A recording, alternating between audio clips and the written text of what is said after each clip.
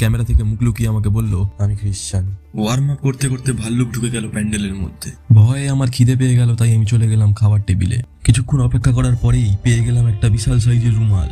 Fish fry খেয়ে বুঝলাম এই ফিশে কোনো কাঁটা ছিল না। বিশেষ সূত্রে জানতে পারলাম বাসন্তী মাসি পোলাও রান্না করায় এই পোলাওয়ের নাম বাসন্তী পোলাও।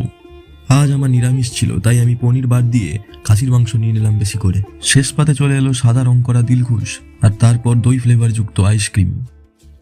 এরপর হাত ধুয়ে হাতটা পকেটে পুরতেই পকেট থেকে বেরোলো কাকিমার ঝুলি এবং দুর্গাপুজোর সেলে পাওয়া একটা ছোট্ট জলের বোতল। সোডা না পাওয়ায় জলটা আমি রয় মেরে দিলাম। চোখ পড়লো ব্যান্ড বাজনার দিকে, দেখলাম হারমোনিয়াম সেন ঘুমোতে ঘুমোতে হারমোনিয়াম বাজাচ্ছে।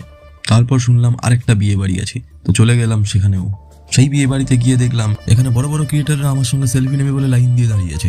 আমার সঙ্গে সেলফি পাওয়ার আনন্দে তারা আত্মহারা হয়ে নেচে উঠছে। নিজের উপর অনেক গর্ব হলো।